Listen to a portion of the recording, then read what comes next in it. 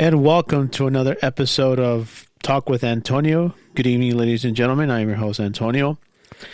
And before I get started with this week's episode, I just want to apologize for last week's episode.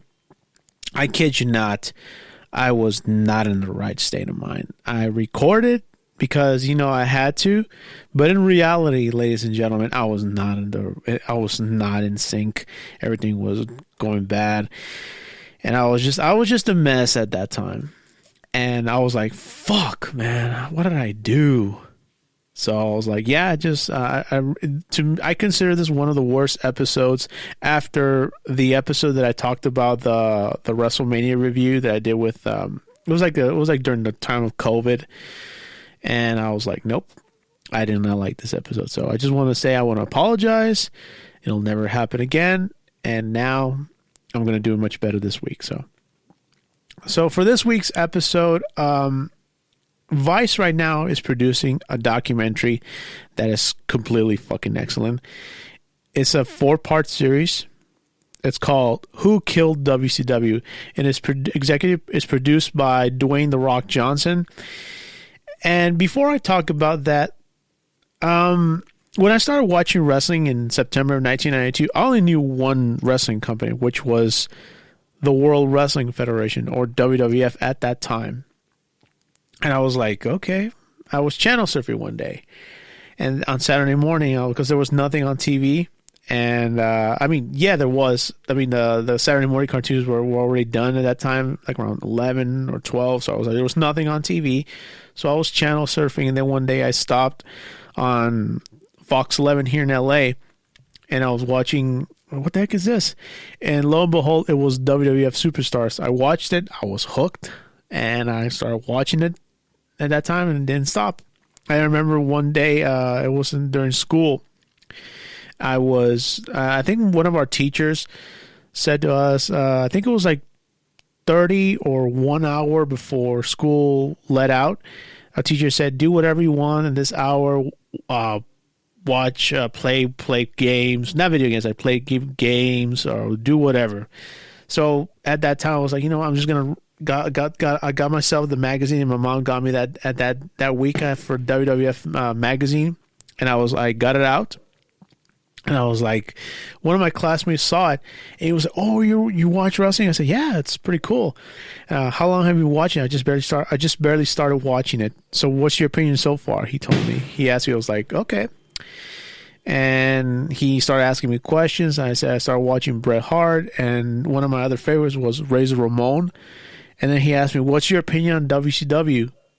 And when he asked me that, when my classmate asked me that, I was like, what's WCW? I was like, you don't know it? No, I don't. You don't have cable? No, at this time, no. So my friend the next day said, I'll bring you something so you can get you'll take a look at it. So I was like, okay. The next day, my classmate brought a magazine of his, and the first wrestler that I saw there at that time was Sting. At that time, he had the blonde flat top haircut, the colorful face paint. It was like, at that time, he was doing the surfer gimmick. Another wrestler that I saw there, but at that time, he was still with the WWF, and I saw in the WCW magazine was Ric Flair. And also around that time, another wrestler was making his debut in the WWF at that time, former world champion Lex Luger. He was also set to debut the following year at the Royal. I saw him. He debuted the following year at the Royal Rumble in 1993, because that was my first pay-per-view. I went to my cousin's house. We paid for it. I went to my cousin's house and we watched it. I was like, yeah, I liked it. And then I liked the pay-per-view, but when I saw Lex Luger, I was like, okay, I didn't know nothing about him. And also, that was another wrestler that I saw in the magazine that my classmate brought. So I was like, yeah. And then a couple years later, Monday Nitro debuted. At that time, my family had cable, so I was watching WCW at the time. But then Monday Nitro debuted, because at that time it was WCW Saturday Night. I remember it very, very well. And then when WCW Nitro debuted, it was at that time, I was like, what the fuck? It was going head to head with WWF Monday Night Raw at that time. So I was like, okay. And now this documentary they're releasing with Vice, it says, who killed WCW? And this is the beginning part of it. And I will pause and I will give my opinion on the wrestlers who's talking there and say, and give my 2 cents about this. Here goes. This is courtesy of Vice, by the way. Stand by. Here we go. In 5, 4, 3, 2. Roll it through.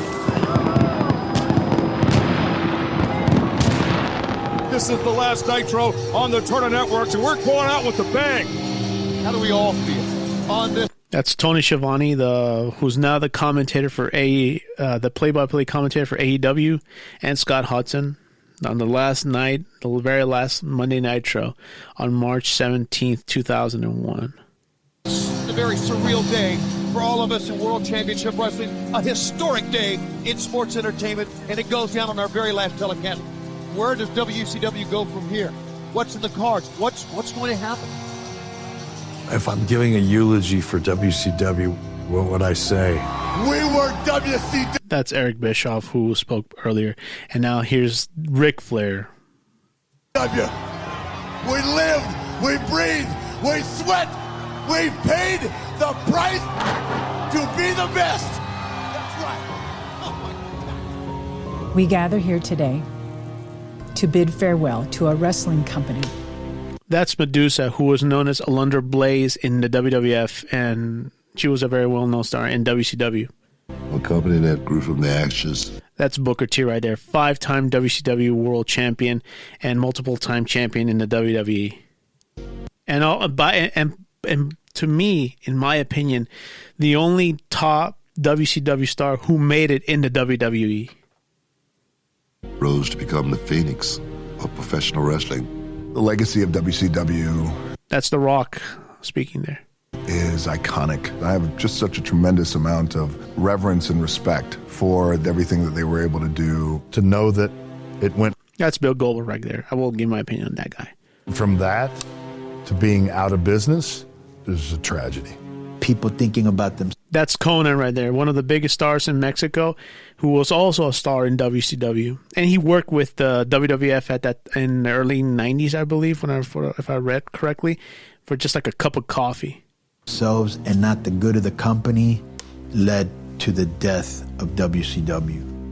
Thanks to the cash. That's Kevin Nash right there, multiple-time world champion and champion in the WWF. He was known as Diesel. And in early days of WCW, he was known as Oz, Vinny Vegas, etc. Thanks for nothing. Go.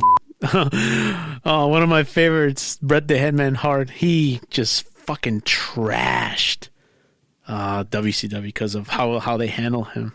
Yourselves. I think that would sum it up.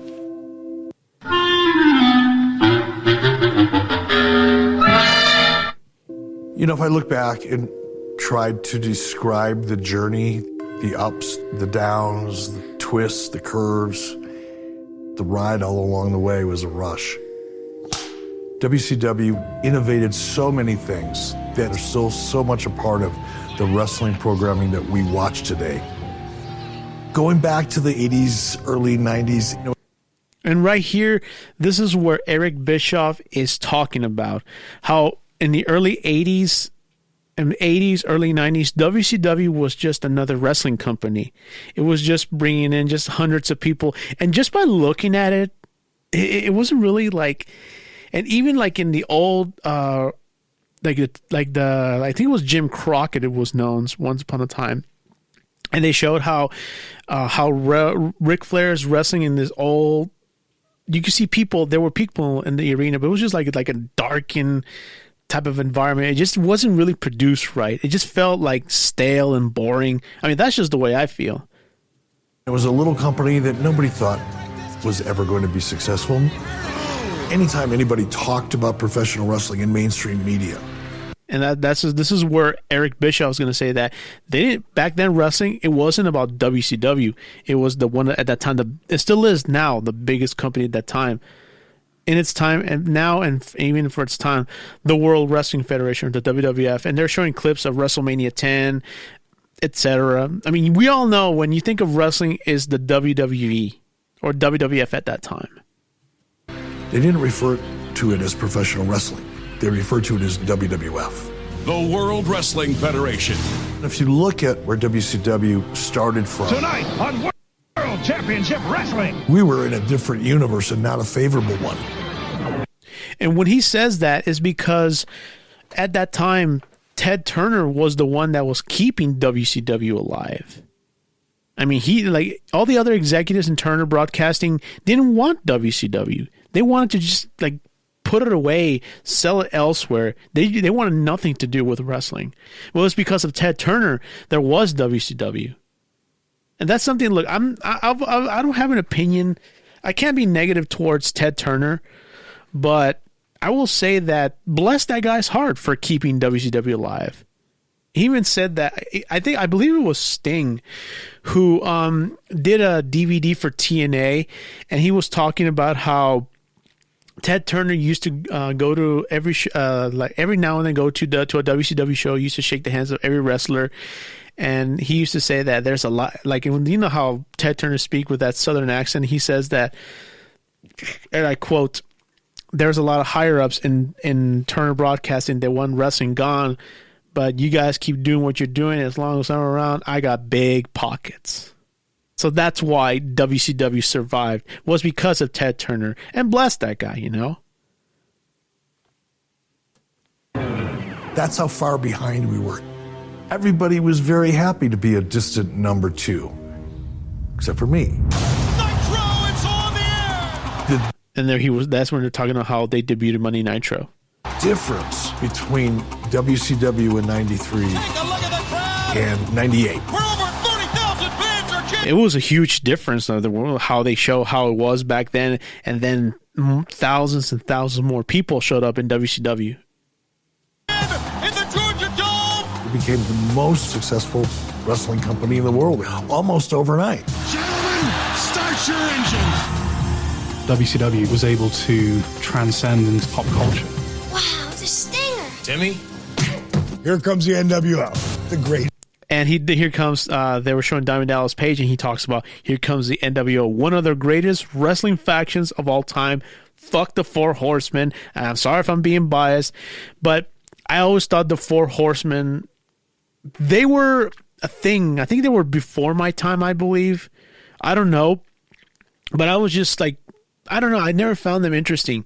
The NWO, excuse me, even though I was never really a fan of Hulk Hogan, but those three, especially, when you saw NWO, you saw Hulk Hogan, you saw Scott Hall, the late Scott Hall, Kevin Nash.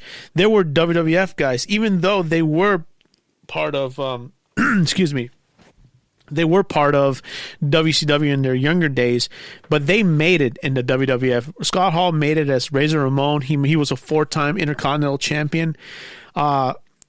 Kevin Nash, he was known as Diesel there. He was a 1-time World Wrestling Federation champion. He was a 1-time Intercontinental Champion. He was a 1-time World Wrestling Federation Tag Team Champion. And Hulk Hogan, we all know how that guy was. He made wrestling what it is today, even though I'm not a fan of him because of other things that happened later on in the years. But Hulk Hogan, I'll give him credit, people. He is the reason why wrestling is what it is in this day and age. And when they added him, it was like 3 guys that were in the WWF who were like quote unquote invading. And that's what made this stable so successful, even though there's been like a lot of been a lot of hearsay. There has been a lot of debate of who created the NWO. A lot of people say it was the late Paul Orndorff. A lot of people say it's Eric Bischoff. I mean, we don't know exactly, but all we know is that the NWO was, and will always will be one of the greatest factions of all time, people. Greatest faction ever. I don't think I'd seen anything as hot as NWO. I was like, wow, this company's gonna go through the roof. We were standing on top of the mountain going, how'd we get here? And then little by little, we just fell. It was like me having a puppy, raising him to be a full-grown dog, and I watch him run across the street and he gets hit by a bus. Egos, egos, egos. A lot of jealousy, a lot of problems. Do I got your attention now, Eric Bischoff? Think about it. What are wrestlers? They're a bunch of pathological liars. What a big word for a suit. That was one of those TBS executives. The death of WCW is really death by 1,000 cuts. So, what really happened? Who's responsible for killing WCW? That's always going to be the million-dollar question. Who killed WCW? Well, the easy answer is Vince Russo. It's all right. And that's another dude that gets a lot of flap. We can't just put the blame on Vince Russo. I never was a fan of Vince Russo. A lot of people blame him for a million things, what happened in the WWF, and also when they blame him what happened with WCW. It wasn't just Vince Russo. His crash style in what he did in the WWF during the Attitude Era is because Vince was beside him. Once he left for WCW and Vince McMahon was not with him, all these fucking ideas that he had were fucking horrible. Now that I'm older, back then I thought if they were like, what the fuck is this? Now that I'm older and I'm rewatching old WCW in YouTube, I'm like, what the fuck did I just watch? And I watched this shit when I was in my teens back then. It was like Vince Russo was like, eh. I don't think he was all that. I don't think he was all that cracked up to be. It was not just him though. It was also another guy, his writing partner Ed Ferrara. And that's another guy we'll get into some other time. Just idiotic. Turner, the organization, the lack of. The talent killed WCW. All right, this motherfucker right there is wrong. The talent killed WCW? More like you did, bitch. Because you hated wrestling. That's it. You just hated wrestling, period. You didn't want wrestling in TBS's portfolio. You know? This is preposterous to me. It would have to be the person with the checkbook. It would have to be Eric Bischoff. Yeah, that could be a factor, but there's just a million things though. Sometimes more than one thing can be true. There's too much blame to go around. You want to hear the real story, or you want to hear the bullshit story? You cannot sweep this under the rug. Television show. The real reason men commit lies.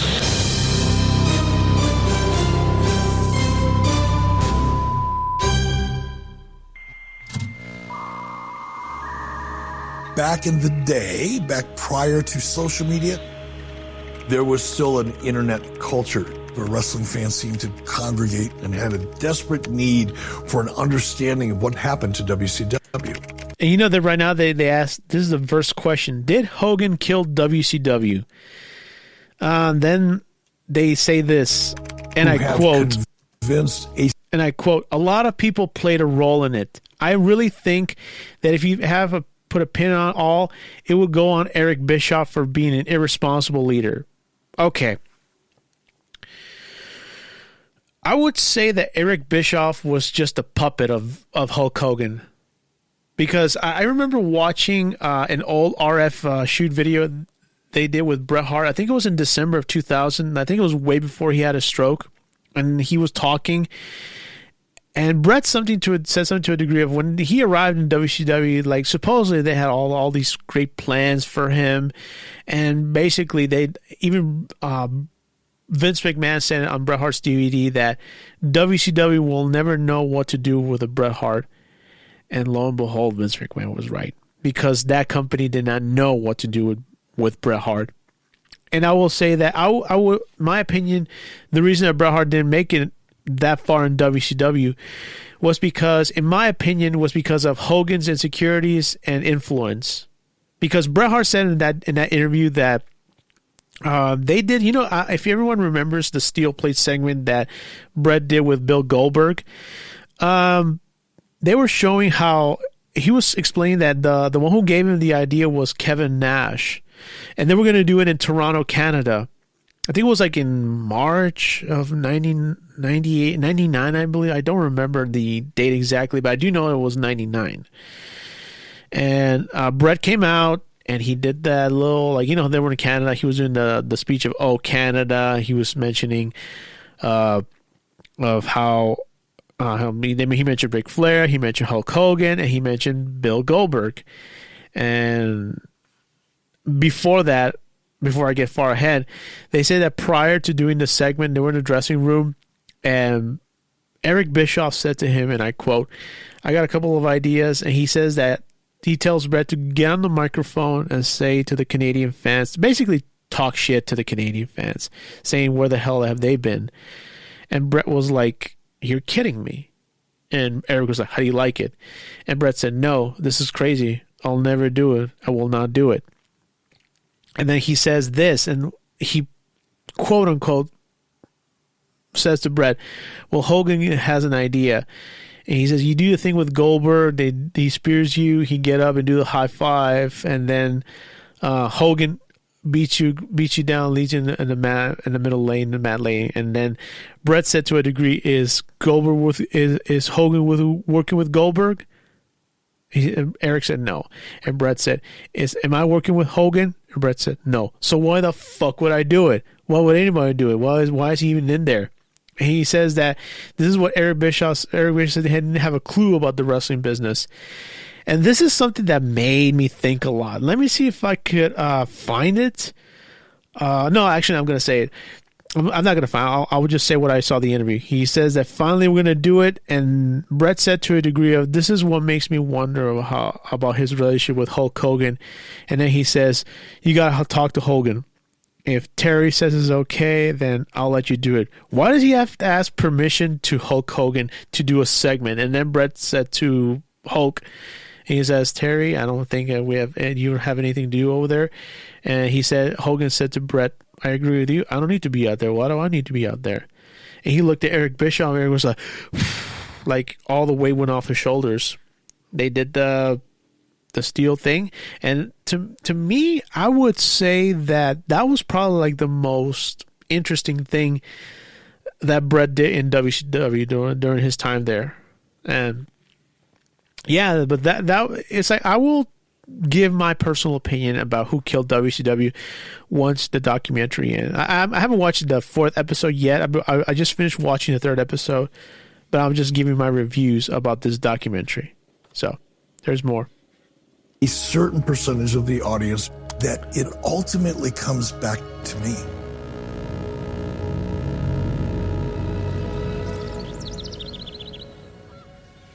If someone were to come to me and say, "Okay, here's a tape. I want you to watch this whole tape, and it's going to be the entire WCW journey, and you can decide if you want to do it all over again." What would I say? In a heartbeat. In a heartbeat. And you know how they were showing pictures of young Eric Bischoff? And I remember seeing Eric Bischoff on the old clips. I've been watching old clips of WWF in YouTube, and they were showing that Eric Bischoff did work in the WWF once upon a time, just a cup of coffee. But they say that Eric Bischoff was never hired, and I don't know why. I mean, who knows? Only Vince McMahon knows why he didn't hire Eric at that time. But yeah, there's more to it right here. It's really interesting and almost embarrassing. Before I was hired by WCW, I didn't know what WCW was. World Championship Wrestling. I was an outsider to the business. I was a sales guy. I wouldn't exactly say, look, nobody know. Like, when people say I'm an outsider, I think everyone says it because they don't know nothing about it. I think everyone is an outsider to any type of business. No one goes into a job knowing what they're getting into. Everybody is an outsider to what they're going to do. Like, for example, and when I first started doing delivery driving, I didn't know how does that work, how to do this, how to do that, yada, yada, yada. I didn't know anything about it. I think everyone is an outsider to any type of job, So this is something I don't agree with Eric Bischoff. Yeah, I'm not a fan of him, but there are certain things that I do respect the guy, But like he says he was an outsider. I would say everyone is an outsider when it comes to any type of a job, nonetheless. Right about that time, through a good friend of mine, Sonny Ono, this little thing called Ninja Star Wars came into my life. You put these vests on, and you put one on, I put one on, we chase each other around the house, and if I hit you with 3 of my stars, you're out. Just like laser tag, only with these little stars.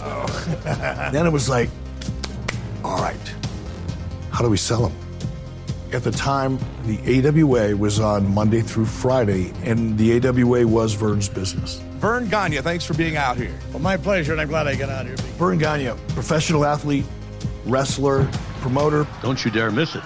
Vern did it all. Vern Gagne's Pro Wrestling Report. Here's how to order. Mail $14.95. I thought, I'm going to call Vern Gagne. If Vern runs the commercial in his wrestling program that's seen nationwide, we'll split 50-50. I took one of the games and went to meet Vern. I thought I was going to get the deal, right? And it's funny that he was a salesman. He used to sell, in the story of his book, Controversy Creates Cash. He was selling meat. He was selling ninja suits out of the trunk of his car. That even Greg Gagne said that.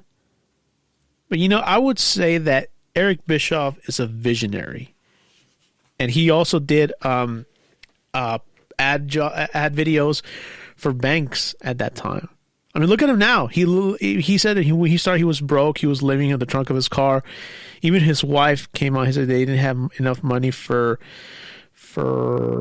diapers and stuff. But look at him now. They're doing this interview in his house in Cody, Wyoming. I mean, he made it. And in a way, he's no longer broke. When he first started, look at it now. He has a big house. This is a pretty. Even though I'm not a fan of the living in where he lives at in Cody, Wyoming, but he's living peacefully.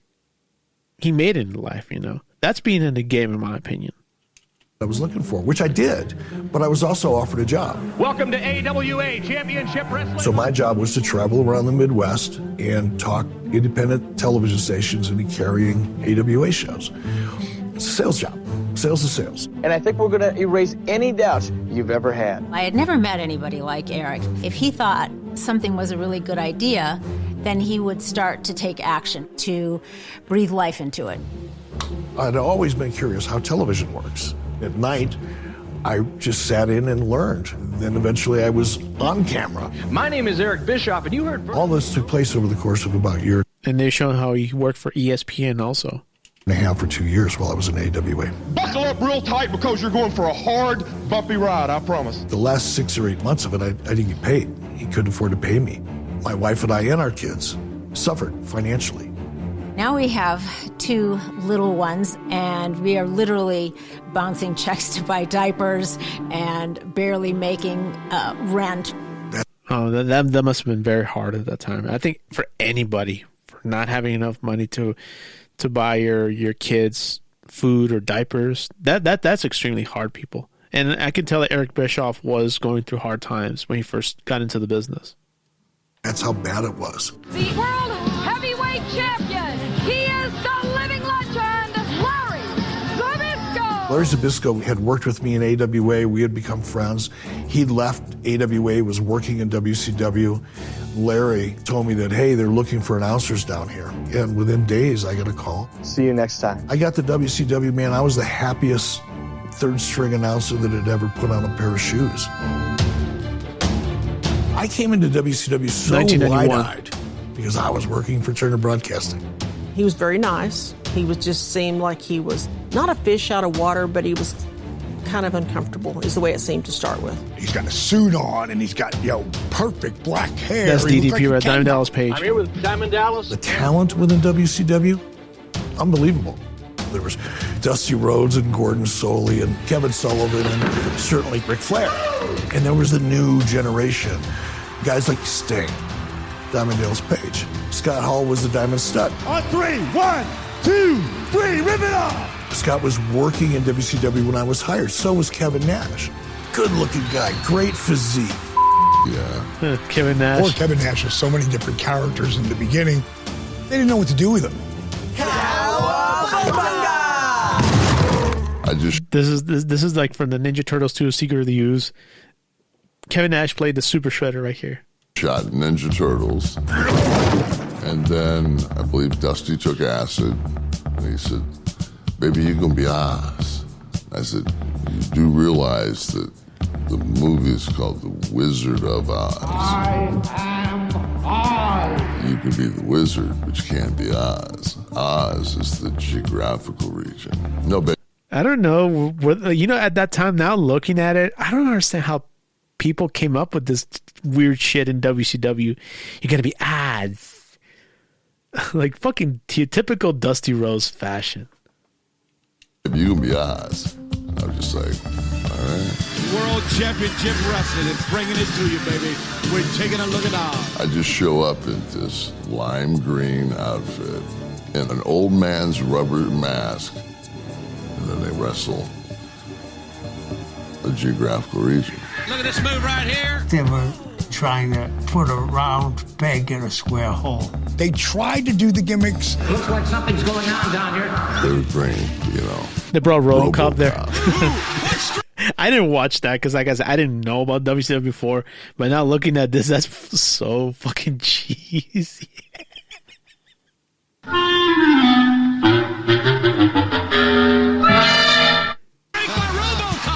they really didn't work. It didn't. Nothing worked that out. I was just...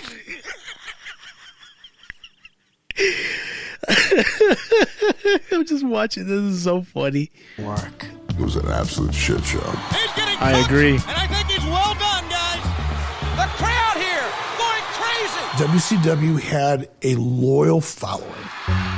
The Turner executives regarded the WCW audience as being downscale. It was downscale, very sort of...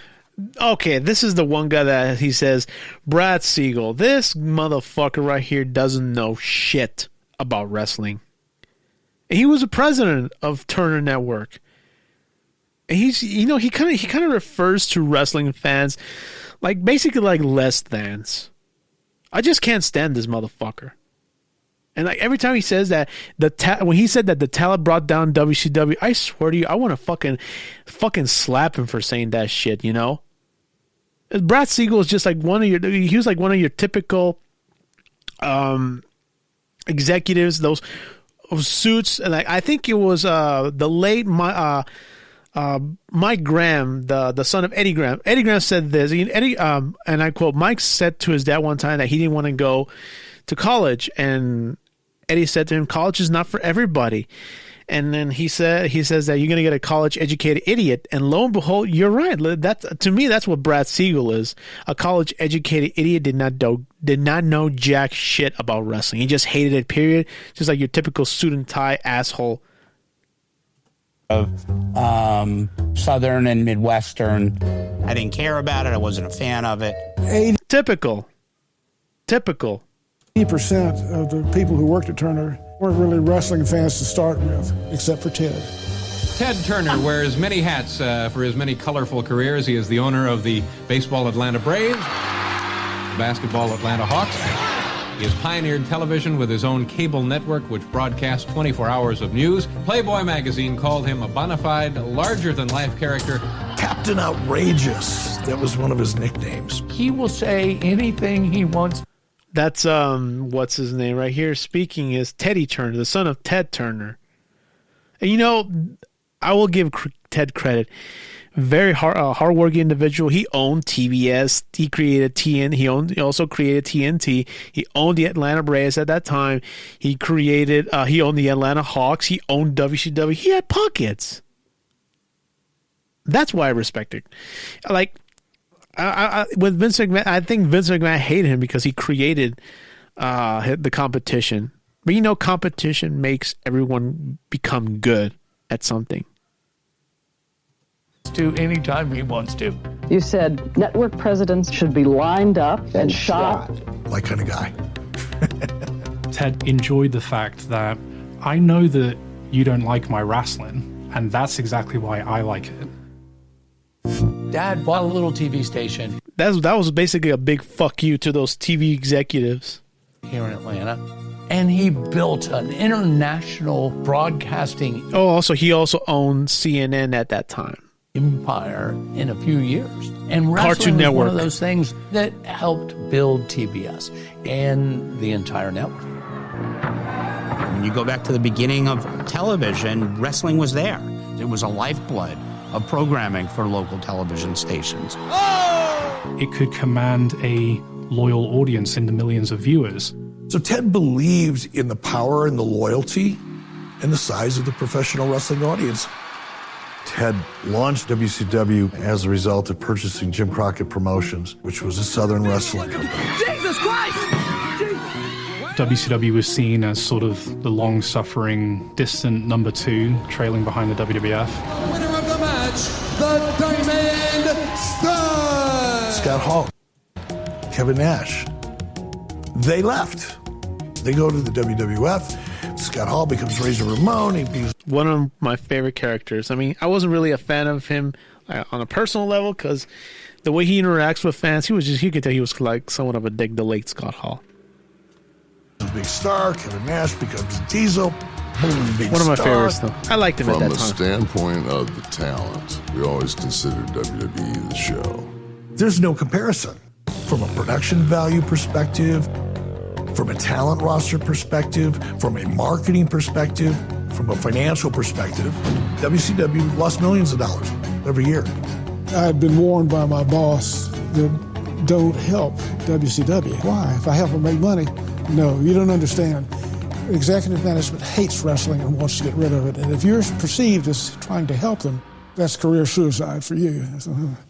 Other than Ted Turner, there was not an executive in Turner Broadcasting that wanted WCW to be in the Turner portfolio. Put yourself in the position of a television executive within that corporation. You have this division that is losing as much as $10 million on a yearly basis, and we don't really get the appeal of this entire genre to begin with. So of course that was going to create a lot of resentment and confusion as to why do we even have this on the airwaves. Makes my blood boil too. That's what really set the conditions for this dysfunctional relationship between TBS and WCW. All right. When I'm listening to this, it's like, it's like your typical executives in Turner. Now, he also created Turner Classic when they were showing it there, and it's like a double-edged sword, you could say. That like I don't understand how these people in the executives were not a fan of it. I mean, I don't know. It's kind of difficult. Like watching, like when I watched a documentary, they were going like these hard years, and then they went to Disney MGM Studios, which to me was pretty good. They were showing right here like clips of how they went to Disney MGM Studios to film Monday Nitro. Like it was like free wrestling at that time, and they were showing like these up and coming stars like Booker T and Stevie Ray who become Harlem Heat. They are considered one of the greatest tag teams of all time. They're okay, I guess. I was more a fan of Booker T, though. And then they showed, and here in 1994, one of the biggest signings for that company at that time. And then Eric Bischoff, went from executive producer. In 1994, he went from executive producer to president. And they thought that nobody thought WCW would ever compete. We'd be competitive with the WWF. What happened? 1994. 1993 in the WWF, Hulk Hogan left. He lost to Yokozuna, the WWF World Heavyweight Championship at King of the Ring. I remember I watched that pay-per-view. I was like, oh shit. Yokozuna won. I was actually cheering for Yokozuna to win. I was never really a Hulk Hogan fan, so. And then once 1994 rolled around, Hogan was starring in that fucking cheesy ass show called Thunder in Paradise. I thought that was fucking garbage, if you ask me. And they show reruns of it during the era of Monday Nitro on TNT, and they were showing I don't know. I really don't have an opinion of that. I actually do have an opinion. I think it was garbage though. And then 1994, they signed Hulk Hogan to WCW. I was like, oh shit. Shit just got real. At that time, can you imagine? Nobody knew. Now because of the internet, everything's more accessible now. Can you imagine how much how X amount of dollars did Ted Turner hawked out to pay Hulk Hogan just to sign with WCW? And at that time, I do remember seeing this on TV, or I'm sorry, on YouTube. I can imagine how Vince McMahon must have been feeling, because Hulk Hogan and Vince McMahon had a long association. It's like a love-hate. It was like a love-hate association. And then for him to go to WCW, I mean, that could have been that was like the big middle finger to the WWF and Vince McMahon. And they show how they were doing the whole parade of how they signed Hulk Hogan. Here it is. I don't think we'd be here if there was no Hulk Hogan. In the 1980s, Hulk Hogan is the patriotic, ultra good guy. He's coming out waving an American flag, fighting off these evil foreigners. He was the one who broke professional wrestling wide open. Commercials, cartoons, kids loved him. Everybody knew Hulk Hogan. Whether you're a professional wrestling fan or not, you knew the name. Eating your vitamins, saying your prayers. Say your prayers, eat your vitamins. Ric Flair's the greatest wrestler of all time. I don't know. I have my opinions on that guy. That's like another guy that I never really cared for. Ric Flair. I will talk about him some other time. For Kevin Nash to say that, he's just fucking kissing his ass.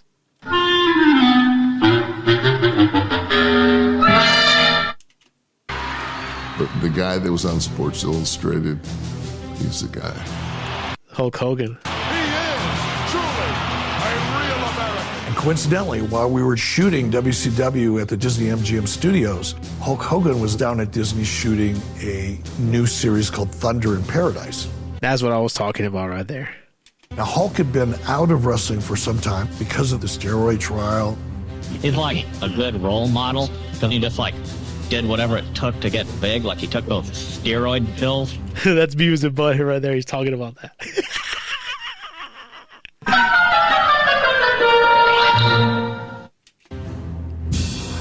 And I thought, why not at least try to get a meeting? But he didn't know who I was. So I went to Ric Flair. Hello. I said, Rick, do you think you can set up a call or meeting between Hulk and I?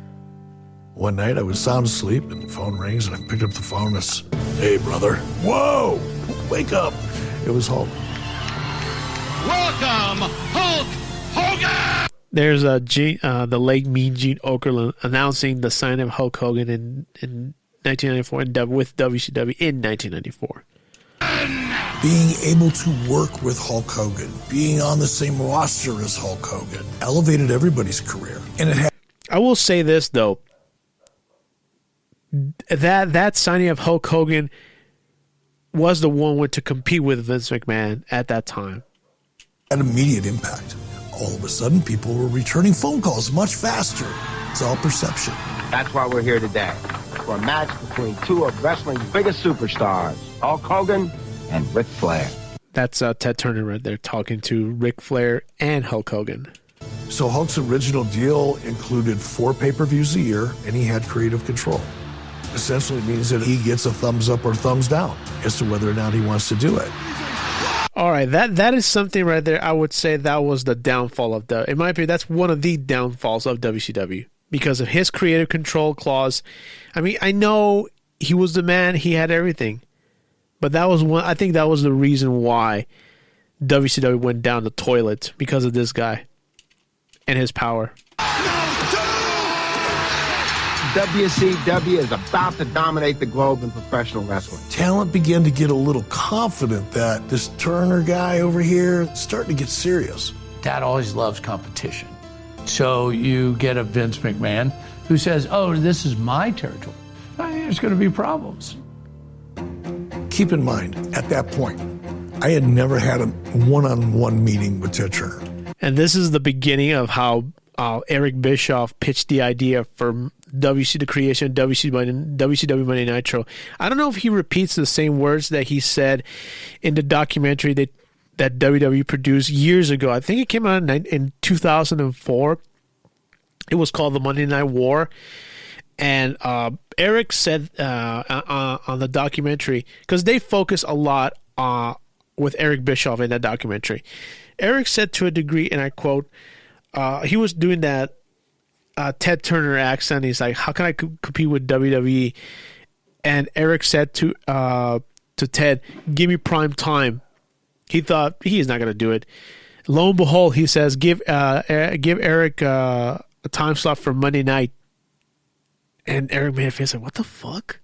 And let's see if he says the same words here in this Vice documentary. And I walked into the meeting. My boss, Harvey Schiller, was already sitting there. Scott Sassa, the heir apparent to Ted Turner at the time, he was in the room. So I sat down and immediately, Eric, let me ask you a question. I can't do a good Ted Turner impersonation. Eric,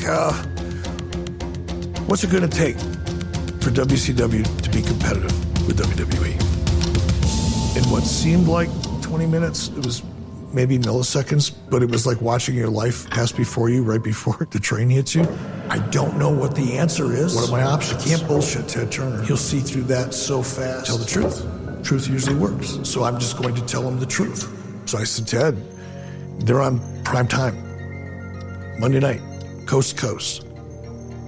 We're 6:05 Eastern, 3:05 Pacific on a Saturday. We can't be competitive with that. He was talking about WCW Saturday Night. Ted looks over to Scott Sassa and says, Scott, give Eric 2 hours every Monday night, head-to-head, WWE. I thought, how am I going to do this? And I walked out of Ted's office, locked myself in my room, sat there with a yellow legal pad and said, start thinking of ways. So at this time, Monday Night Raw was the primary show for the WWF.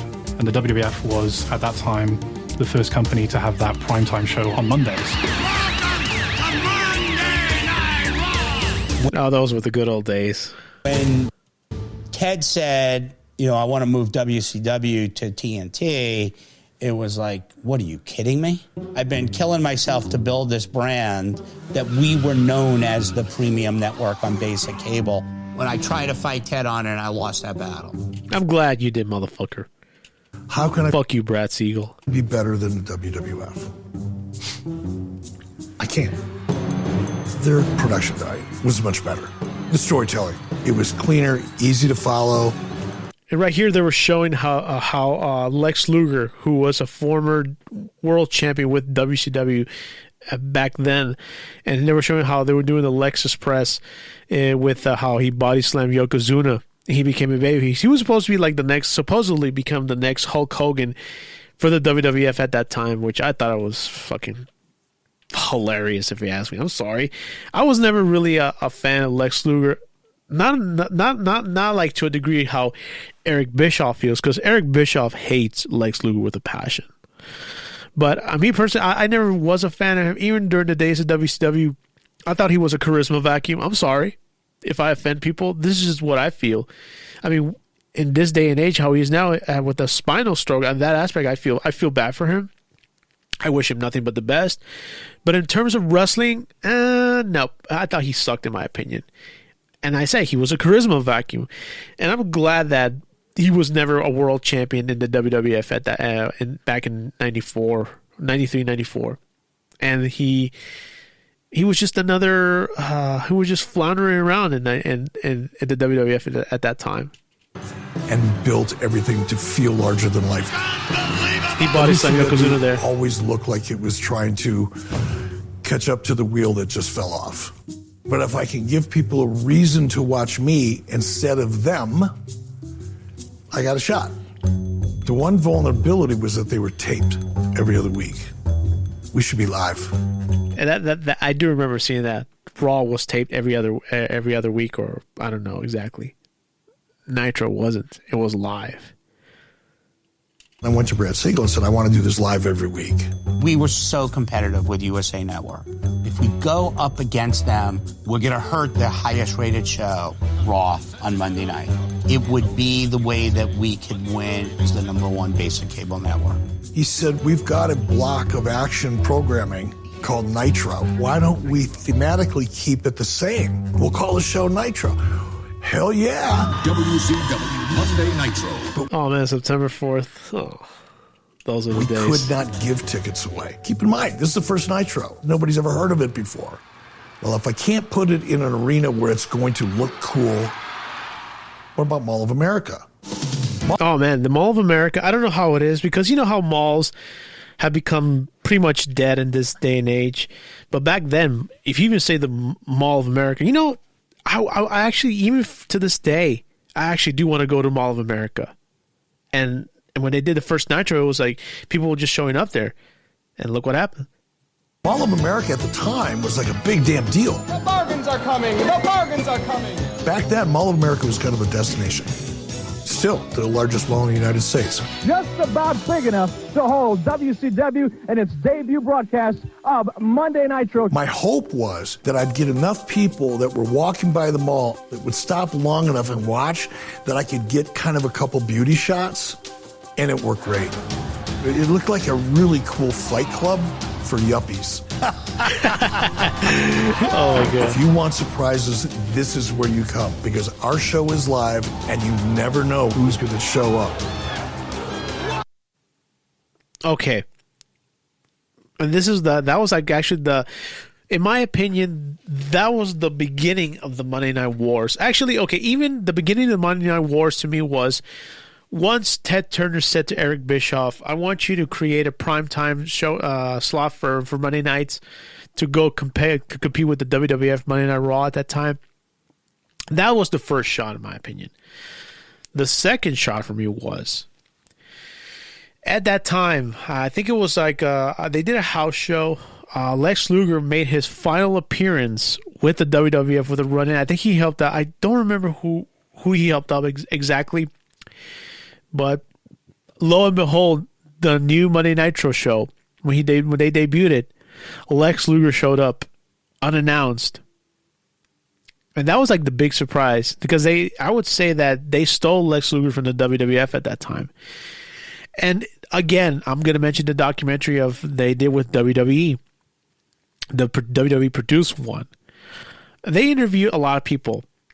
They interviewed, obviously, Eric Bischoff. He said that he was never a fan of Lex Luger on a personal level or on a professional level. Basically, he didn't like him, period. And Sting actually told to what's his name, to Eric Bischoff to talk to him. He didn't want to. And so he talked to him. He gave him a contract, but it was just a fraction of it. And at that time, now I found out it was $150,000 a year. He thought he was going to turn it down. Surprisingly, Lex took it. And the other thing he told Eric was that his contract was up. But the thing is, here's the thing, what I'm going to get into right now. Jim Cornette said in the DVD produced WWE produced DVD of the Monday Night War. Jim Cornette says something that Vince McMahon had a tendency to do that. He said that Vince made a mistake. He took somebody's word for it. And he thought, okay, he's going to stay with the WWF. And lo and behold, look what he did. The following days, he debuted on Nitro. And I know for a fact that Vince was watching it. Because if you're going to create a new show, you're going to create competition, I'll bet dollars to donuts. I don't know. I don't know if Vince watched it. I do believe he did. He says he didn't. He's fucking lying. And I would say that when he, or someone who saw that Lex Luger was there, I'll bet he was like, "What the fuck?" But you know what? If someone doesn't keep their word, I'll get into that. I'm not going to get into it right now. I'm just going to say that kind of sucks that Lex did that, even though I'm not a fan of him. But if he didn't keep his word, I'll get into that some other time. Lex Luger. Everybody thought that Lex was under contract. He had just been in WWE the night before. WWE had no idea. And that set the tone for Nitro. When I came there, Eric was testing the waters. I am Medusa. I was WWF's champion. I'm like, I got an idea. And that's what I think of the WWF Women's Championship belt. That shot All right, that right there, Medusa, when she signed with WCW that time, and he trashed the WWF Women's Championship on live TV. A lot of people say that was actually the beginning of Vince McMahon's insecurities. That was also the situation that he saw in terms of Bret was going to do that on WCW television, that he was going to bring the WWF Championship and trash it on TV. Bret said he was never going to do that. I would say that Bret was a very, very he was a very, very good guy. I don't know him, but I would say that Bret would never do that. He even said it in other DVDs and many interviews that he would never do that. But look at Medusa. Medusa, I don't know. I have my opinions on that person, but when she did that on TV, that was just like a big fuck you. And also that was the reason why Medusa, Alundra Blaze, was blacklisted from the WWF. And even when it was sold to the WCW was sold to WWE at WWF at that time, she was still blacklisted. She was inducted into the Hall of Fame years later, and she even brought back the championship that she trashed on live TV. And that was like of Eric Bischoff's dirty tricks. Value is what we really needed to get the attention. That's the magic of live. That's what will make us competitive. On that big nasty giant, but the main thing, like you said, me and Gene, is to get in that ring, brother. Okay, this is right here.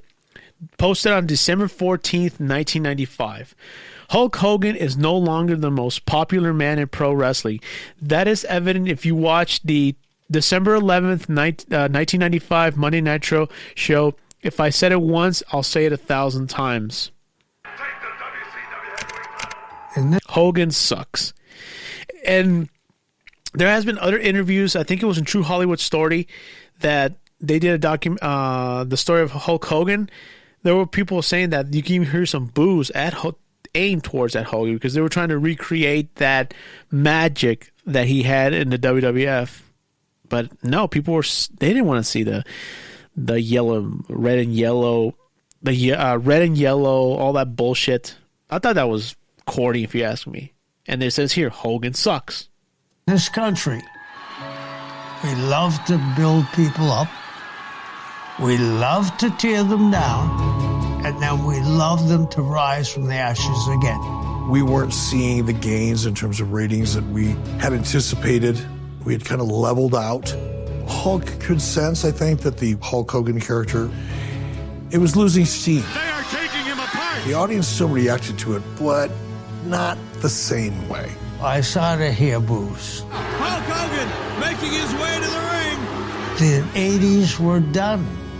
I needed to change the perception of Hulk Hogan forever. What has he done? Hulk Hogan has betrayed WCW. From executive producer. All right, right there, when people were kind of booing Hulk Hogan, and this 1996 was rolling around.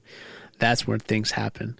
Because around that time, both the contract of Razor Ramon, Scott Hall, Diesel, Kevin Nash, their contracts were coming up for expiration. And Scott Hall has said this in another RF video interview that he said that, Scott Hall said, and I quote, that he was working there for a while, that he was trying to, he just wanted to make some money. But he was making good money, and then like around 95 or something, I don't remember, he said it started to level off, and he's just like, oh man, wait a minute, I've been here for a while, I want to do this. And so he went up to he went up to Vince at a TV taping. He asked him if everything was all right about his interviews, and Vince said, no, everything's okay. I mean, he just, how come my money isn't going up? He says that he was summoned to Stanford, and him and J.J. Dillon tag team him, saying, look how much the impact you made to other people. He dropped this like the shitload of basket of fan mail. And Scott said to him, he says, I'm my kids' favorite wrestlers too. I have 2 kids at home, and I'm never home. And he looked at a check. He says, this is yours. I'll take this check as a guaranteed contract. Well, not a guarantee. It's a 3-year contract. I can't work your schedule for 3 years. 2 years then. And he didn't want it because he didn't want to work X amount of days for less, you know, even then, like you work 300 plus days a year, that wears you out. You know what I'm saying? And with WCW, it was different. It was less travel schedule with fat contracts. They even talked about this in the NWO Back in Black WWE produced DVD. And he went and he said no. He told Vince if he could go to Japan, and he asked him if he could increment the decimal point. Vince said to both no. He said okay. So at that time, what's his name? Sean Waltman, formerly known as 123 Kid, X-Pac, or Six, and he was already talking to WCW, and what's his name? Sean told about how much they're offering him in WCW, and Scott said to him, "They're paying you how much? See how bad they want me." And yeah, he did, and he sends a fax. Scott Hall gave his notice. And then supposedly he was suspended. He didn't work WrestleMania that year, and because of supposedly something happened with a piss test doctor. But everyone knew for a fact that because they got the notice, and they were pissed off because they were leaving. And Vince was like, "How much they're paying you?" And he showed them money. I was like, "Oh shit." And he didn't blame for leaving. The same thing happened with Kevin, but later on throughout the years with Kevin Nash. He didn't want to leave, but at that time, his pay had been plateaued for X amount of years, and this was with Sean Oliver, I believe. They don't have this interview in YouTube; they took it down, and so he told Scott Hall that his contract was coming up, but he didn't want to leave. But because of what happened, they say that the incident that made Kevin leave was because of what happened at a pay-per-view in I think it was in February. Yeah, it was February. It was like a month before WrestleMania, I believe.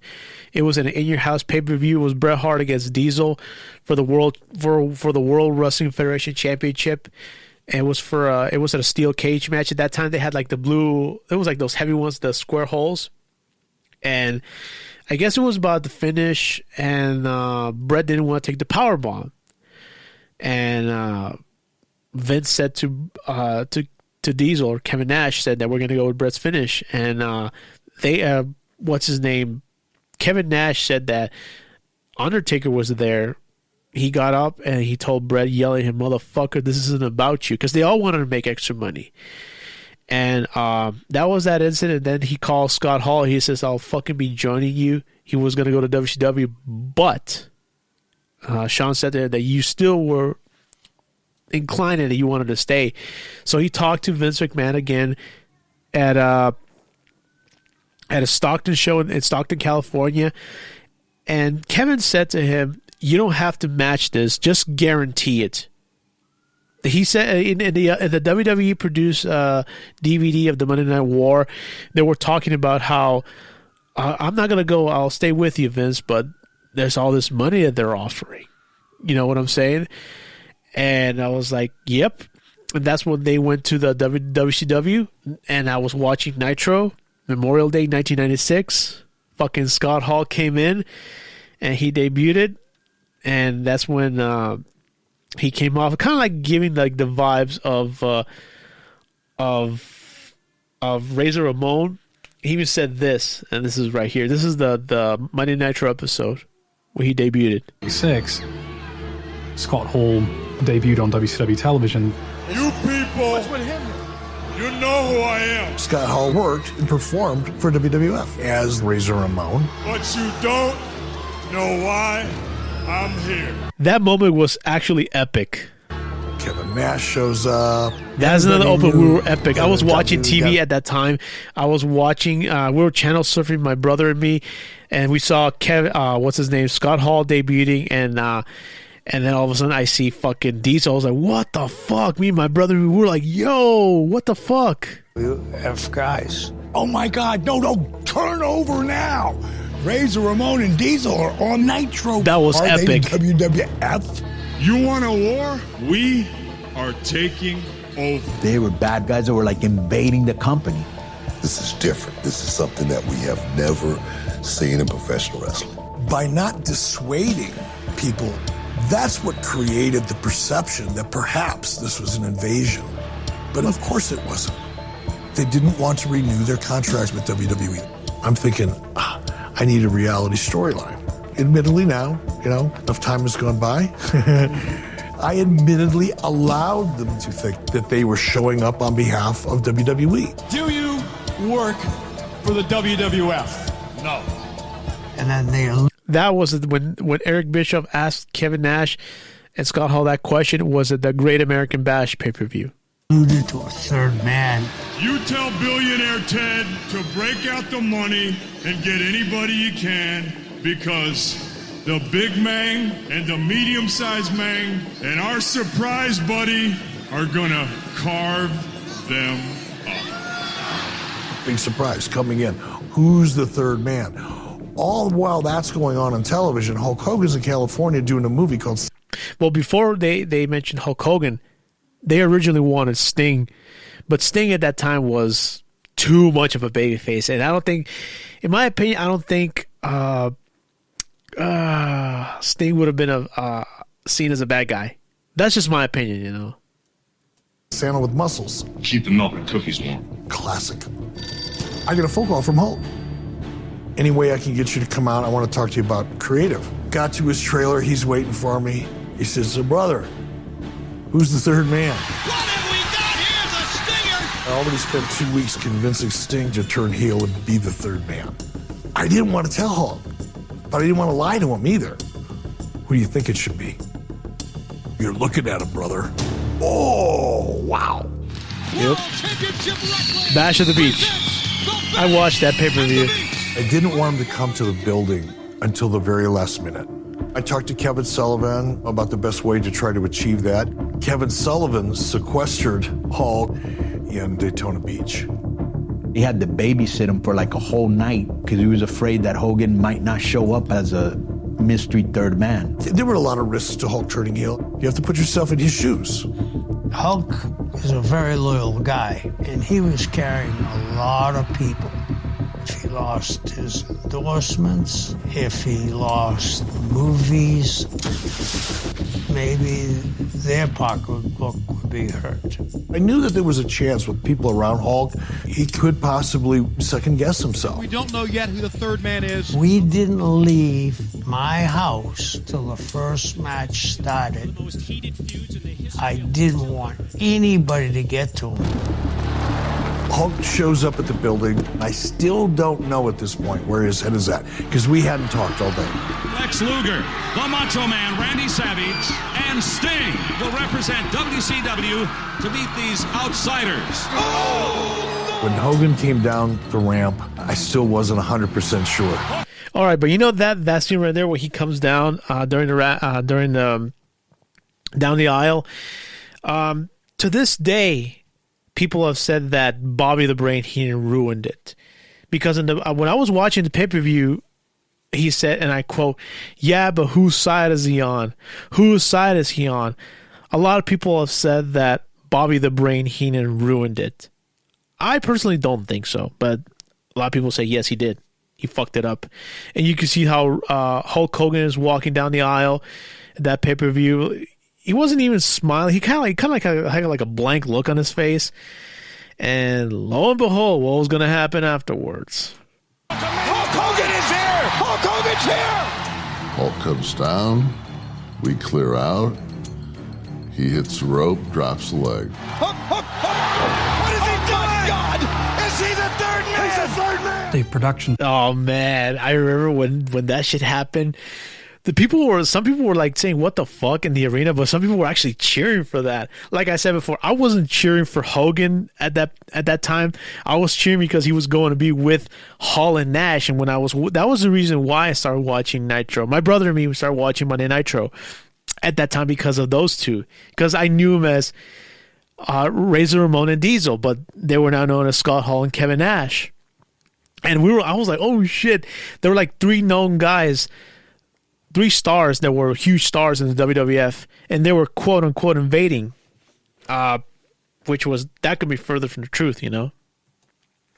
The truck erupted with elation for what just went down and how the crowd reacted to it. It was a roar like we hadn't heard before. And it got louder and angrier, and it was building. They were pissed. Yeah, people were throwing garbage at plastic paper cups and plastic bottles. Scott Hall said in DVD, he says that if you can come to a show and enjoy the show, you're not allowed to touch the wrestlers, you're not allowed to throw rings at the wrestlers. Like, he wasn't happy about that. But that was like, for people just to throw trash at a ring, that means like, you got them. Any type of reaction, because of how the people were reacting, is because they got them. Look at the reaction. Really pissed. What do we got here? We got a fan. And there was a fan. You know, in the pay-per-view they cut that out, but in the DVD of the Back in Black, you see who was a fan, an overzealous fan who comes in, and he comes into the ring because he was pissed off because of what happened. And you see Scott Hall and Kevin Nash beat the living shit out of that guy, and Hall was just in the background, just standing and watching. Coming in, he's a hero. And now the hero's standing in the middle of the ring that was filling up with garbage, telling every one of those fans he was only in it for the money. It would be like Babe Ruth telling all the fans who had followed him for years and years and years to stick their support right up their ass. All this crap in the ring represents these fans out here. It was the biggest turn in the history of wrestling. Saved his career. And then it becomes the 3 guys with Hulk. Now it's like, who are they? You can call this the New World Order of Wrestling, brother. I didn't know what the NWO was about to become. NWO, take 1. NWO is the thing that really broke everything. What was happening in pop culture, they were representing it with their spin on it. It was like street. We can't have them have any association with WCW whatsoever. This is our show. We're doing it our way. Those small elements, the way we shot the NWO interviews, we shot in black and white. Black and white. Why are you doing black and white? Trust me, black and white will be cool. Not only was it... You know, I saw that. I remember when they were doing NWO Saturday Night, they had like the empty arenas. It was all shot in black and white. It was fucking awesome. At that time, it was like believable that they had like their own separate everything. That's what made it so awesome with the NWO. And, you know, the NWO, I remember going to school when like I was in junior high at that time, and people, you know, like kids were there, like me and other kids were like wrestling. Some of my friends were wrestling fans. But some of them were loyal WWF fans, and like my brother and me were just watching both. And there was people like talking about the NWO and what was going to happen the following week on Nitro. It was awesome. I think, in my opinion, the era of the Monday Night Wars was an awesome fucking time to be a wrestling fan. And I loved it. I miss those years, you know. I miss those days of watching wrestling, because nowadays it has a different vibe. Excuse me, I'm sorry. It's different everything in this day and age. But back then it was like it was part of pop culture. And I was watching and I was like, fuck, man, it was so awesome. And I remember watching I don't know where it was. Again, it has to do with fucking Ric Flair. And I'm sorry if I'm trashing the guy. I'm sorry. I never cared for the guy. I thought he sucked camel dick. I'm sorry. I just don't have respect for that guy. Fucking Ric Flair one time did an interview, and he said this, and I quote, "The NWO was a cheap version of the Horsemen. They just tried to do these 3 wrestlers, except they could they could work and talk." Basically, I always consider Ric Flair a jealous old bastard, because he couldn't see besides him or the Horsemen, the NWO surpassed the fucking 4 Horsemen, in my opinion. Actually, not in my opinion. At that time, when people said wrestling 4 Horsemen, who the fuck are they? Well, yeah, they knew. It was just like the older fans knew who the 4 Horsemen was. And the 4 Horsemen were active in WCW at that time. They had him, they had Arn Anderson, Steve Mongo McMichael, I'm just going to say his name, I'm sorry, Chris Benoit. They had Dean Malenko, Lex Luger, but if you compare the Four Horsemen to the NWO, fuck the Four Horsemen. The NWO were on top of the world, ladies and gentlemen. They're pretty cool, but also disruptive. And those guys were the right talent to pull it off. They did whatever the they wanted to do. Didn't care whether you cheered them or you booed them. Zero to give. Those guys really set the world on fire. My son came home from school and asked me if I could bring him 4 or 5 NWO shirts so he could take them to school the next day. And I said, why? He said, all my friends want them. Well, absolutely. That's what we began to see emerging with Eric's vision of what the NWO was. They were bad, but they were cool. To this day, there's still NWO shirts. I don't see any other shirts from WCW. Exactly. That's something I totally agree with Conan. If you think about WCW t-shirts, it was just mostly NWO. No one's going to give a shit about the Four Horsemen. The fans were so intoxicated with NWO. It made everything bigger. And when something gets too big too fast, shit's going to hit the fan at some point. And then it did. Oh, they're in the control room now. Hold on, what do we got here? What does that do? What's that? Oh! Fade to black. Should have bought that cheap TV. And that's something that's I do agree with. They were so huge and they fell down and they never ever recovered from it, because this is something that that has been talked about in various wrestling podcasts. They talk about how the NWO, when they added more people, it kind of watered it down. When it was just Hulk Hogan, Scott Hall, and Kevin Nash, people liked it much better like that. And nowadays, I would say I agree too. But Hogan said something in the WWE produced NWO Back in Black DVD. He said something to a degree of how they added friends. It seemed to weaken it, but the NWO was so strong. You take an ordinary average wrestler, put him in the NWO colors for life, and that ordinary wrestler, he became a star overnight. That's how powerful the NWO was. But that's just me. And then when they added more people, it just kind of watered it down.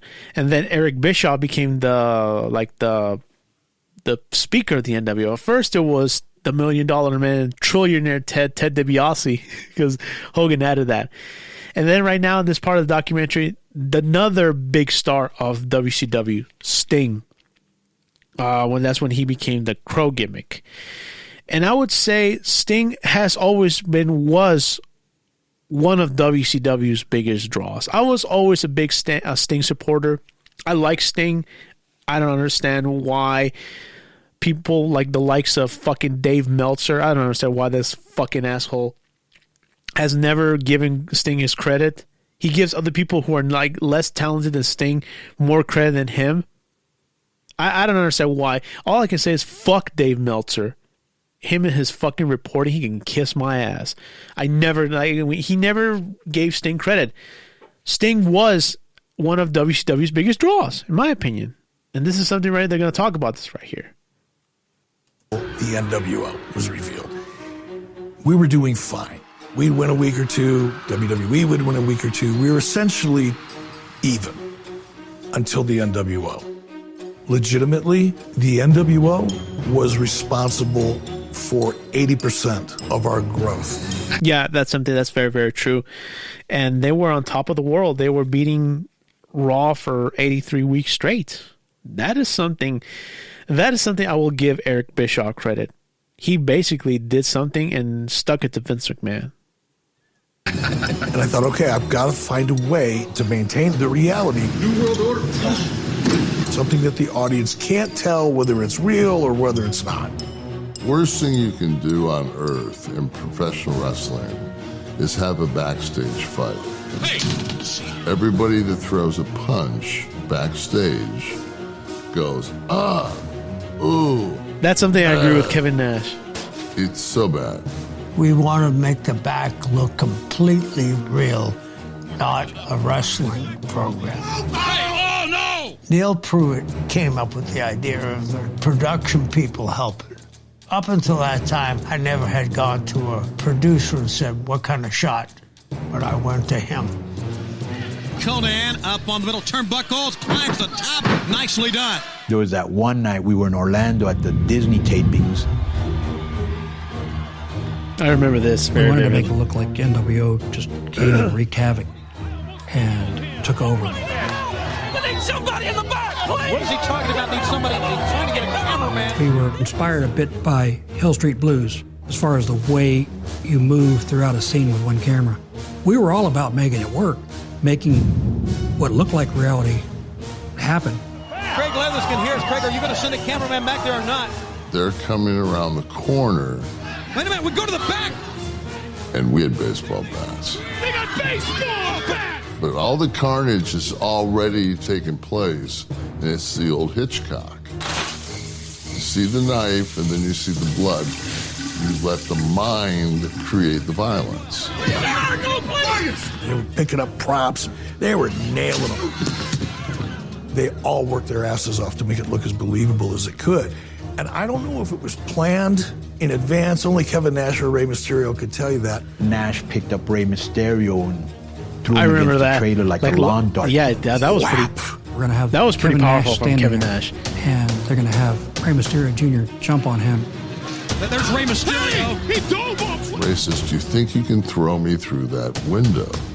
No, dude. It's a window. You'll die. I said, let me just throw you off the trailer. Head first! So we were doing things that nobody had ever seen. It looked like a giant crime scene. Creates emotion in the audience. And they Lane forget that Nancy they're Benoit. watching professional wrestling. We're going to try to get this all back together, and we'll be back. WCW really started to leave their competition in the dust, and that was the They did. vaunted 83-week Yeah, winning streak. that is the beginning of the 83 week We were streak. pro wrestling, and they were playing catch-up for the first time.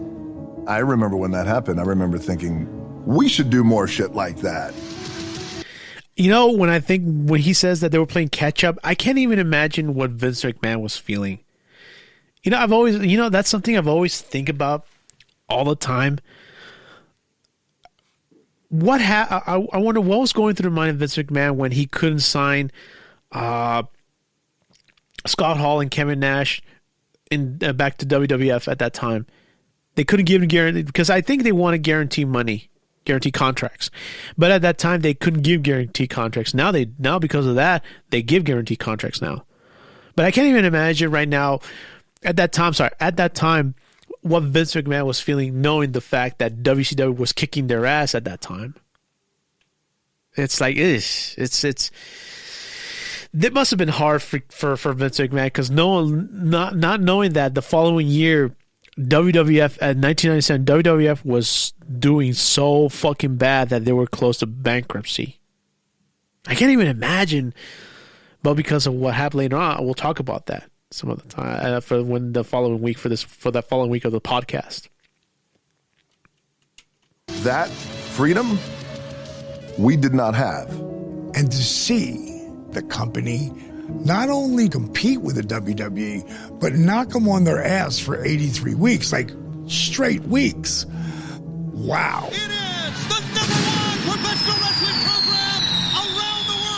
Once those ratings started, there was no stopping him.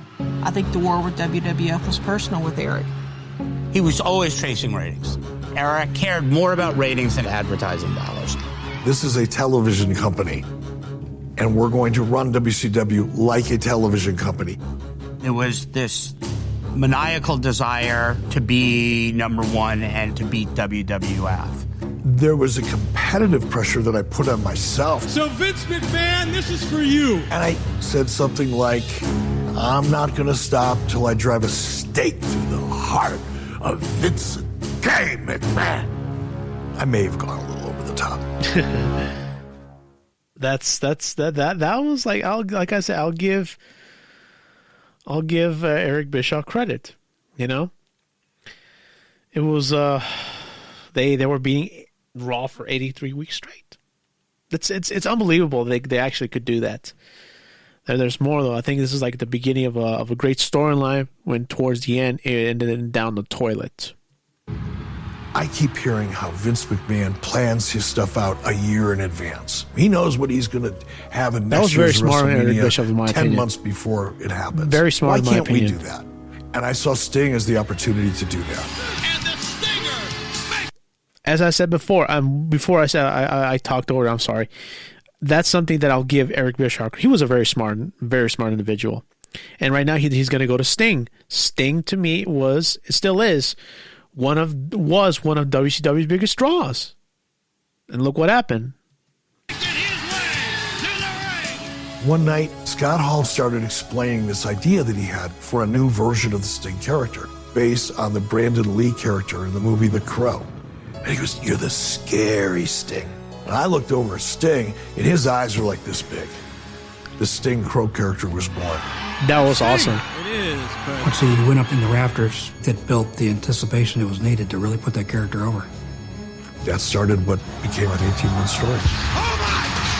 And he started showing up and scaring the hell out of everybody in the NWO. Sting would finally confront Hogan. They'd have the match for control of WCW.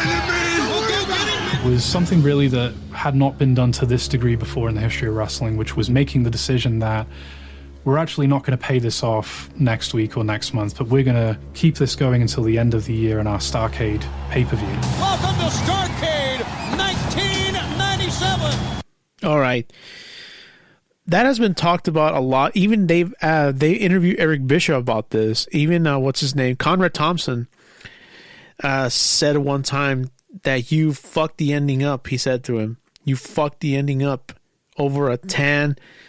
And I don't know why Eric Bischoff has said that. He has admitted later on that it was a mistake for him to say that, because when Sting was doing that character, he didn't wrestle for all that entire year, 96 up until Starrcade. I would say like Starrcade 97. He didn't wrestle throughout the entire year. And when Conrad confronted Eric about that ending, because that ending to me was probably one of the biggest clusterfucks of all time. And that's another thing that they say that what's his name, Hulk Hogan uses creative control, and he says the famous word, "It's not going to work for me, brother." Because they say that in the documentary that Sting wasn't happy with the finish because he wasn't really in the match, and Hogan said, "It's not going to work for me, brother." So basically, they fucked the ending up. But there's more to it right here. 18 months in the making. Sting, he's going to beat Hogan clean. WCW is going to come out on top. Then it's going to be up to NWO to kind of rebuild from the ground up. That was the plan.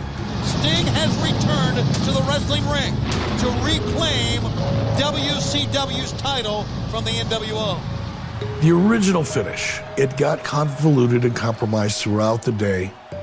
Here, this is where they talk about this. There was supposed to be the big boot by Hogan, the leg drop on Sting, the cover, but the referee's supposed to do a fast count.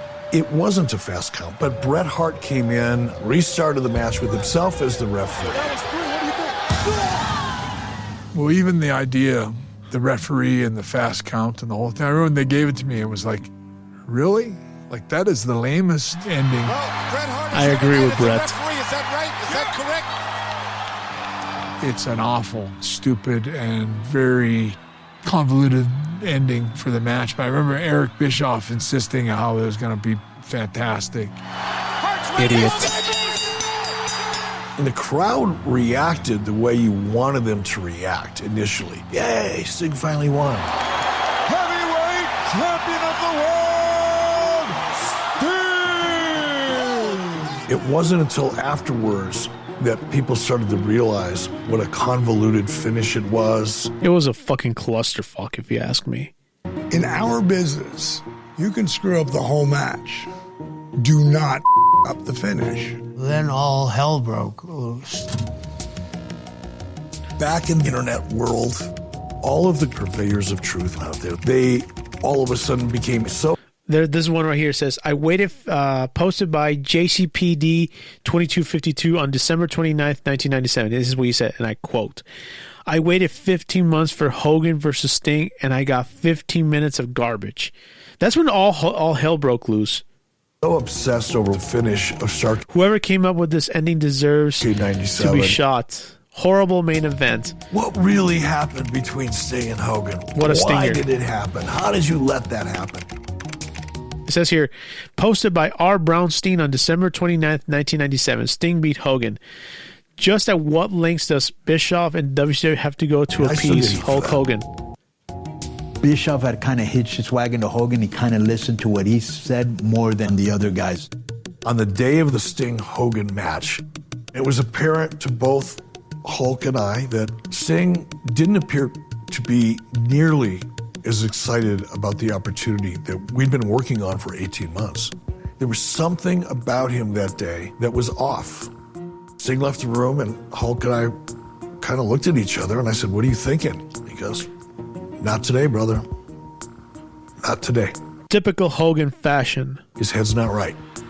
Hulk.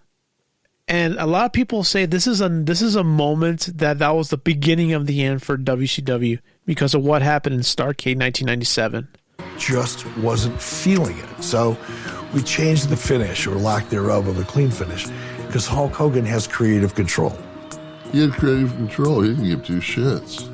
He'd walk in at 7:30, read this TV, and say, doesn't work for me, brother. Yes, free right to pretty much do whatever he wanted. He has no interest in that company other than himself. Booker T's just speaking the truth there. That right there can really start turning things a certain way. I think the only guy that was not political was Sting. Sting didn't seem to be part of that group. A lot of people, a lot of wrestlers have said that Sting was not a political guy. Hogan reeked of, he was a fucking politician. He always did things his way. He politicked his way. Why do you think what happened with Starrcade in 1997? He fucked up the finish. He says, not today, brother. Your typical Hogan fashion. And a lot of people have said that, and as I said it again, that was the beginning of the end for WCW because of what happened there. I think Sting had been convinced that Hulk was going to pull the rug out from underneath him at the last minute. I believe Sting. He walked into that meeting expecting it and actually manifested it. When guys got those kind of agendas, thinking about themselves, that's what happens. And that's pretty much when the ship started to go down.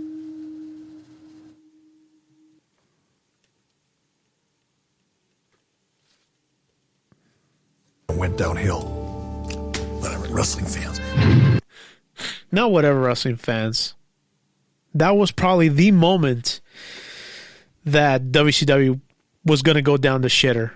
And right now, they're showing right here of how Raw was going to become Raw's War. They're showing that famous intro. I missed that intro back then.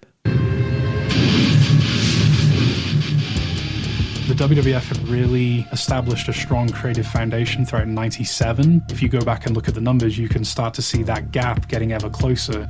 Vince McMahon went on camera and said, we're going to change the way we do things. We're not going to insult the audience's intelligence. That was the beginning of the Attitude Era right here. World Wrestling Federation has been an entertainment mainstay here in North America and all over the world. As the times have changed, so have we. I'm happy to say that this new vibrant creative direction has resulted in a huge increase in television viewership. Sable saying, we're going to do what those other guys are doing because it's really kicking our ass and it's beginning to hurt. Vince brings Mike Tyson into WrestleMania, knowing that anything that Tyson does, it's $1 million. The next night I saw Kevin, first thing I said to Kev was, you feel the water? It's getting cold. In other words, we're on our way to the iceberg. Me and Disco Inferno, we thought The Rock was cool. Oh, yeah. And we thought Steve Austin was cool. Fuck yeah. And me and Disco were always in the back watching them, backstage, and we would get heat. Why are you watching the show? Because it's better than ours. That's another thing I am very critical of Eric Bischoff. because he was always listening to fucking Hulk Hogan, because he was always on his, he was always like pulling the strings of Eric Bischoff. And when Steve Austin got fired from WCW in '95 because of a tricep injury, I believe, and he fired him through FedEx, which I think it was probably the most crummy way to get to lose a job, by FedEx in the mail, which is fuck that. I've always considered that super unprofessional. But and then they were talking about how Steve Austin was Eric Bischoff said in an interview with Michael Landsberg, he said that day Steve Austin would have been a mid-card player, that he was a big fish in a relatively small pond when it comes to a talent roster. He couldn't be in top in WCW. And Steve Austin said that to a degree, and I quote, "Well, it sounds like he believes what he's saying now." No, I don't think so. I believe that Eric Bischoff's a little bit more smarter than that. Because, okay, when you thought of wrestling, you went to WCW to make some good money, to get training, but if you said where you wanted to go, you want to go to the World Wrestling Federation at that time. And look what happened. Steve Austin was fired. He went to ECW for a cup of coffee. He was doing good there. He was signed with the WWF in December of 1995. He started as a ringmaster, and then he started to do like a gimmick of the black trunks, the black boots, and he changed his name to Stone Cold Steve Austin. And WrestleMania 12, he wrestled Savio Vega, and look at the greatness he'd soon attain. Look at him now. Look at them at that. I'm sorry. Look at him back then. He was a superstar, a mega star in the making, and look where he became. He and The Rock, excuse me, both Stone Cold Steve Austin and The Rock saved the WWF at that time because of them and both them in the Attitude Era. If it wasn't for them, there wouldn't be no WWF right now, WWE right now, because of Stone Cold Steve Austin and The Rock. And that's a hill I will die on. They were bigger at that time. If correct me if I'm wrong, and I'm going to be sound biased, but Stone Cold Steve Austin was more popular than Hogan at that time. Even I don't know about to this day, kids will say Hulk Hogan, yeah, his legacy has been tarnished because of some racist comments. But when they say now Stone Cold Steve Austin, everyone knows who the fuck Stone Cold Steve Austin is. And I love Stone Cold Steve Austin. But even what Conan said is better than our show. You know, at that time, I really did not give a Bischoff, he remembers the big crowds and he was the kingpin.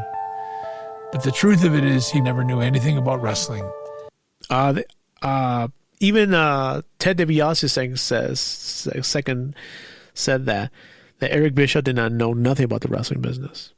And then towards the end, basically, he was just yesing to Hogan.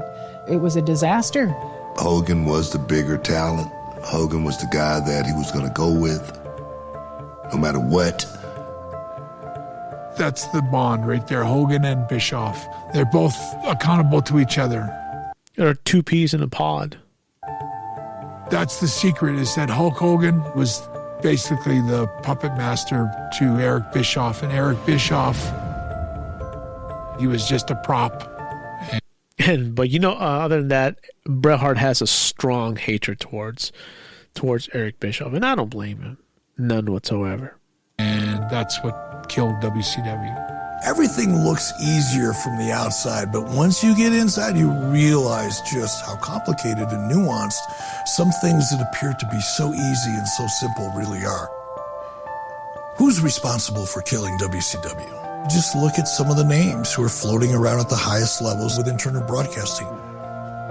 They wanted WCW to go away. They got their wish. All right, this is the end. That was the end of part 1. And so far, it's a very good documentary. I will be talking about the second episode this coming week. I just finished. I'm going to watch the 4th and final episode of Who Killed WCW. So far, I will give my 2 cents of the first episode. It was a small Southern wrestling company. That's how Southerners call wrestling company, to becoming the second biggest company in the United States alone at that time, and they were kicking WWF's ass at that time. So So far, this first episode, I love it. It's excellent. So let's see what happens. We'll talk about the second episode this coming week. So I want to say that wraps up for this week's episode. I'll see you all next week. Thank you all for listening. Have a great evening.